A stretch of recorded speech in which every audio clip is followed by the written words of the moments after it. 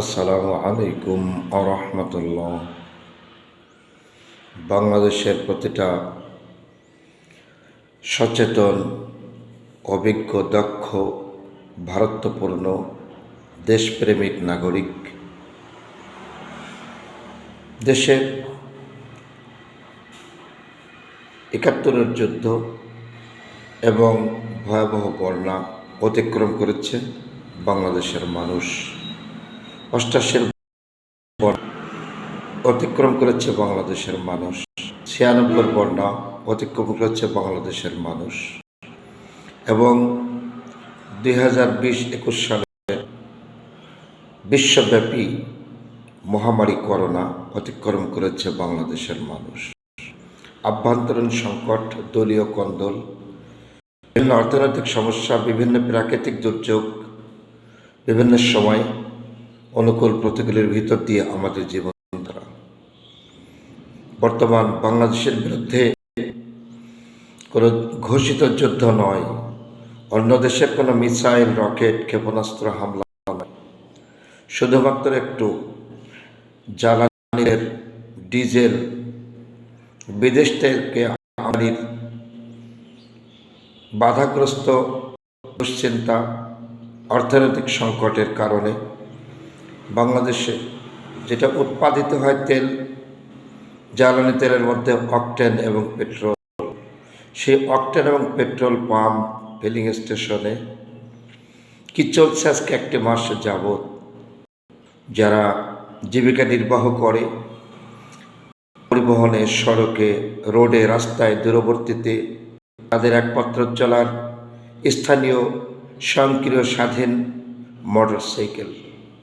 এই মোটরসাইকেলে ডাক্তার, শিক্ষক, সাংবাদিক, পুলিশ, এনজিও, বিভিন্ন কোম্পানি কর্মকর্তা, কর্মচারী, সহকারী, এরা প্রতিদিন দূর প্রান্তে গিয়ে দায়িত্ব পালন, জীবিকা নির্বাহ এবং রাষ্ট্রীয় শৃঙ্খলায় ভূমিকা রেখে থাকে। কিন্তু একটু তেলের জন্য অন্য সময় যদি একটা মোটরসাইকেল ১০০-১৫০ টাকার তেল কিনে পথ চলে, এখন ১,০০০ টাকার টার্গেট নিয়ে তিনি বাড়তি তেল কেনার জন্য একটা পরিস্থিতি সৃষ্টি হয়েছে, যেখানে নির্বাচিত সরকার, সারা বাংলাদেশের পুলিশ, সেনাবাহিনী সবই আছে। আভ্যন্তরীণভাবে যদি সীমান্ত কড়াকড়ি করে ১ টাকা বেশি মূল্যে কেউ তেল বিক্রি করতে পারবে না, আইন প্রয়োগকারী সংস্থা যদি তৎপর হয়, এ তেল শুধু পাম্প থেকে সাপ্লাই না দিয়ে খোলা বাজারে দিলেই তো বাংলাদেশের মানুষ নির্বিঘ্নে ১ লিটার ২ লিটার তেল কিনেও পথ চলতে পারে। এটা সরকার এত দেখার পরেও শুধু পার্লামেন্ট অধিবেশন এত কি ফরজ হয়ে দাঁড়িয়েছে? সংক্ষেপ করেও তো প্রতিটা সংসদ সদস্য এবং মন্ত্রী মহোদয় যারা আছেন, স্ব এলাকায় যদি একটু দায়িত্ব পালন করতেন, দেশের এই ক্লান্তিকাল অবশ্যই সুন্দর নির্বিঘ্নে সেটা নিয়ন্ত্রণ করা সম্ভব ছিল।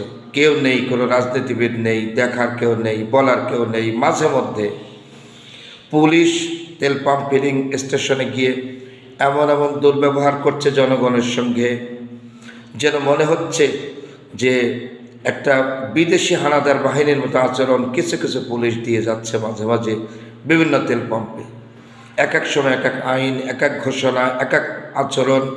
তেল পাম্পে গিয়ে গাড়ির কাগজ খোঁজা হচ্ছে, তেল পাম্পে গিয়ে ড্রাইভিং লাইসেন্স চেক করা হচ্ছে, তেল পাম্পে গিয়ে এ দিয়ে কি তেল সংকলন সম্ভব?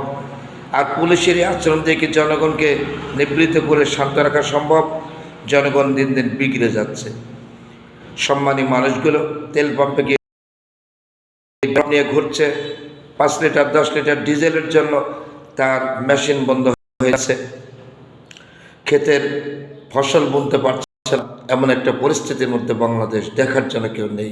তাই দেশের প্রতিটা মানুষ সচেতনতার মধ্যে দিয়ে একটু নিয়ন্ত্রণ, এবং সরকার যদি এভাবে তৎপর না হয়, ভবিষ্যৎ কী হবে আল্লাহ একমাত্র জানে।